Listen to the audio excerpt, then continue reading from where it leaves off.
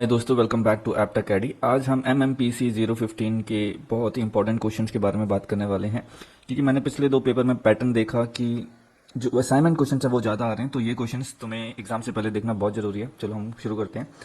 So understanding the statement on available data. Okay, available data क्या होता है? Available data वो होता है कि जो डेटा तुम्हारे पास पहले से है। ओके, अब जो पहले से डेटा है उसका फ़ायदा क्या है?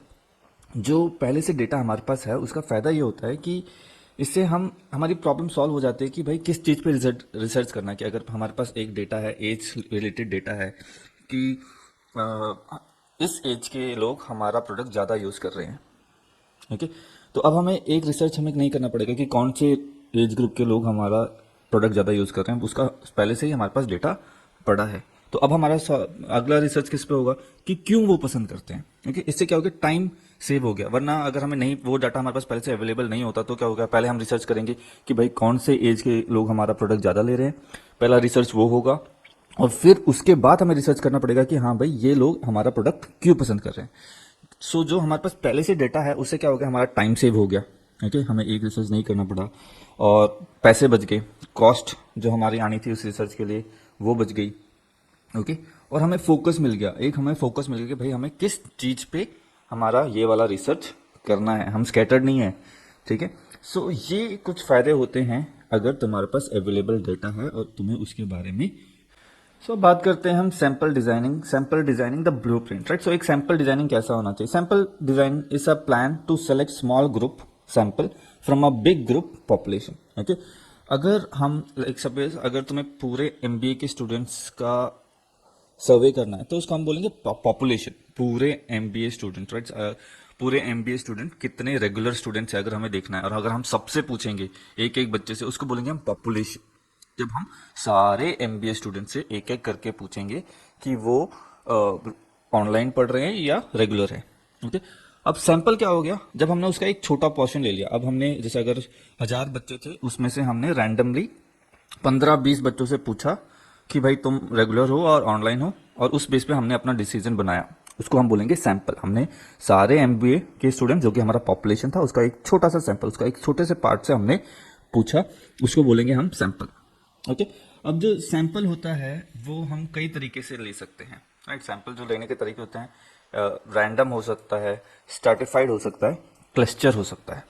ओके, रैंडम में क्या होता है? हमने रैंडमली 10-15 बच्चे उठा लिए, कोई कोई हिसाब नहीं रखा, जस्ट 4-5 बच्चे हमने ऐसे ही उठा लिए। ओके, स्ट्रैटिफाइड में क्या होता है? हम उनको डिवाइड करते हैं कैरेक्टरिस्टिक्स के बेस पे, जैसे कि कितनी हाउसवाइफ हैं, कितने फ्रेशर्स हैं और कितने हाउसवाइफ्स हैं। ओके, और कितने वर्किंग है। और क्लस्टर में हो क्या होगा? हम उसे लोकेशन के बेस पे डिवाइड करेंगे कि MBA के कितने स्टूडेंट्स नॉर्थ से आए, कितने साउथ से आए, कितने वेस्ट से आए, कितने ईस्ट से आए। ओके, फिर आता है हमारे पास, हमें डिसाइड करना पड़ता है पर्पस ऑफ स्टडी। ओके, अब हमें पता होना चाहिए कि हम क्यों ये स्टडी कर रहे हैं, हमारा जो एम है इस डाटा कलेक्शन से हम क्या चाहते हैं। और फिर हमें ये भी डिसाइड करना है कि इस सैम्पलिंग में, इस डाटा कलेक्शन में कितना टाइम लगेगा और कितना हमें बजट रखना है, right. For example, if you want feedback from MBA students in India, you randomly select 200 students from 10 university, that is a sample. Okay, अब हम क्या कर सकते हैं? हम पूरे MBA स्टूडेंट्स इंडिया में जितनी भी हैं सबका नहीं करेंगे, हर जगह से थोड़े थोड़े सैंपल ले लेंगे 10 यूनिवर्सिटी से और हम उसको सैंपल कर देंगे। ओके, अब हमें शॉर्ट नोट्स आ सकते हैं, वो है एक्सपीरियंस सर्वे। एक्सपीरियंस सर्वे क्या होता है? सर्वे सर्वे याद रखना, सर्वे में हम सारे पॉपुलेशन को कलेक्ट करते हैं, सैंपल नहीं, पूरे जितने भी लोग हैं उनसे हम क्या करते हैं। एक्सपीरियंस सर्वे में क्या होता है? Early stage interview with experts, right. तो जो हमारा पहला ही एक इंटरव्यू होगा वो हमारा होगा एक्सपर्ट्स के साथ, जो उस फील्ड में है। अगर हमें इंजीनियर्स की बात करना है तो हम जो टॉप लेवल इंजीनियर्स हैं उनसे बात करेंगे। Okay, help explore problem when no clear data is available. ये हमें प्रॉब्लम को समझने में हेल्प करती है व्हेन जो कोई प्रीवियस रिसर्च वगैरह नहीं है और हम पहली बार कर रहे हैं और कोई डाटा नहीं है, तो हमें ये प्रॉब्लम को आसानी से समझने में हेल्प करती है। Talking to HR manager to understand क्यों लोग काम छोड़ के जा रहे हैं। फिर आता है हमारा पायलट सर्वे। पायलट सर्वे क्या होता है? It's a small test before the full survey. Okay, help to spot mistake in question और फ्लो। और अब पायलट सर्वे क्या होता है कि जैसे एक सर्वे तुमने बनाया, तुमने प्लान किया कि तुम क्या करने जा रहे हो, तो अगर तुम्हें वो उस 1,000 लोगों पे करना है तो उससे पहले तुम क्या एक छोटे 10 लोगों से करके देखोगे कि कोई क्वेश्चन कंफ्यूजिंग तो नहीं है, जो तुम्हारा एम है वो पूरा हो रहा है या नहीं। ओके, सो जो जैसे ये टेस्टिंग हो गया एक काइंड ऑफ, राइट। सो जैसे तुम्हें बिग स्केल में करने से पहले तुम एक छोटे स्केल में इस चीज को करके देखोगे, उसको हम बोलेंगे पायलट सर्वे। फिर हम बात करते हैं components of research problem. Research problem के क्या क्या कंपोनेंट हो सकते हैं। What is the problem, okay, कि जो प्रॉब्लम है वो क्या है जिसको तुम स्टडी करना चाहते हो, जैसे कि लो एम्प्लॉय मोटिवेशन। फिर objective, what do you want to achieve, finding the reason. Okay, आप अपने रिसर्च से क्या अचीव करना चाहते हो, लाइक अगर लो प्रोडक्टिविटी के रीजन फाइंड करने हैं और उसको सॉल्व करने के लिए सॉल्यूशन देने हैं, राइट। फिर आता है स्कोप। स्कोप होता है कि what will you include and exclude. Okay, so इस रिसर्च में क्या क्या तुम इंक्लूड करोगे, क्या क्या तुम एक्सक्लूड करोगे। फिर आता है क्वेश्चंस और hypothesis. So what are you testing, और क्या तुम्हारा रिजल्ट हो सकता है। ओके, फिर वेरिएबल्स आते हैं। वेरिएबल्स होते हैं, variable are the measurable factor जिससे आप स्टडी करते हो, right. Individual variable, training hours, working environment, dependent variable, productivity level. Variable वो चीजें होती हैं जो चेंज हो सकती हैं और जिनका डेटा लिया जा सकता है। सो ये सारे जो हैं ये हैं जो कॉमन रिसर्च प्रॉब्लम्स हैं। ओके, अब हम बात करते हैं steps involve in research, right. So सबसे पहला है आइडेंटिफाइंग द प्रॉब्लम। सो पहले स्टेप क्लियर प्रॉब्लम आइडेंटिफाई करना होता है कि सबसे पहले हम क्लियर कर लें कि भाई हमारी प्रॉब्लम क्या है।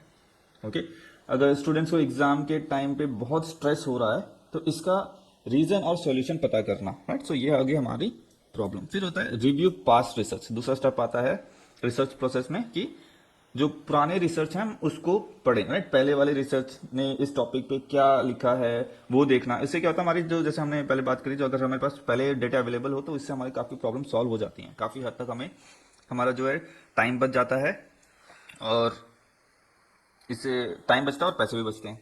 Okay, set and objective. Okay, hypothesis बनाना, कि एक लॉजिकल अजम्पशंस बनाना कि क्या टेस्ट होगा। ओके, ज्यादा सोशल मीडिया यूज करने से स्टूडेंट्स का स्ट्रेस लेवल बढ़ता है। ओके, सो ये हमारे अजम्पशंस हो गए। अब उस बेस पे हम एक स्टडी करेंगे, डिजाइन द स्टडी। ओके, अब रिसर्च को डिजाइन करना,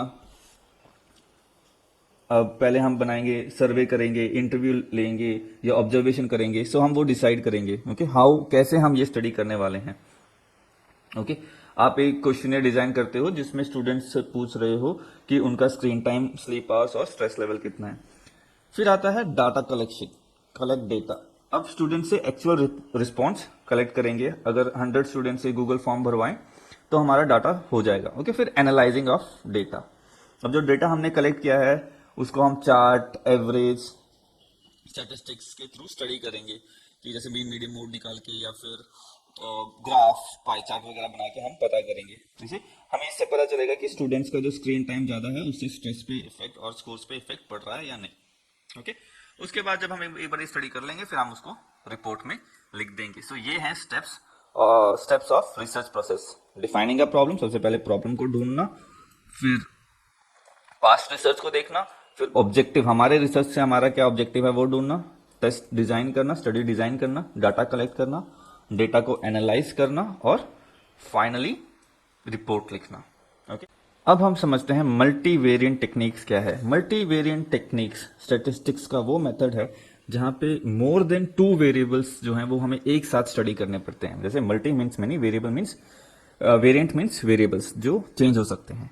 ओके, अब क्या है, जो रियल वर्ल्ड में जो हमारे किसी भी चीज के जो फैक्टर्स हैं इफेक्टिंग, वो चेंज हो सकते हैं, right. Because real world problem often involve multiple factor at once.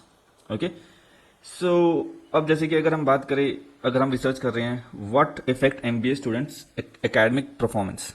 Okay, अगर हम ये स्टडी करें कि जो एमबीए स्टूडेंट्स हैं उनके एकेडमिक परफॉर्मेंस को किससे फर्क पड़ता है, तो ये नहीं कि सिर्फ स्ट्रेस से पड़ता है। ओके, यस, सो उससे कई चीजों से उनको उसमें फर्क आ सकता है। तो कई वेरिएबल्स हो सकते हैं, जैसे स्टडी आवर्स, ओके, अटेंडेंस कितनी है, स्ट्रेस लेवल कितना है। We will need to use multi variant techniques to see how all 3 variable together effect a performance, right. So हमें मल्टी वेरिएंट टेक्निक यूज करनी पड़ेगी ताकि हम समझ सके ये तीनों फैक्टर एक साथ कैसे उनके परफॉर्मेंस को इफेक्ट कर रही है। तो होप करता हूँ तुम्हें ये वीडियो अच्छी लगी होगी। अगर वीडियो अच्छी लगी तो लाइक, शेयर और कमेंट जरूर करें।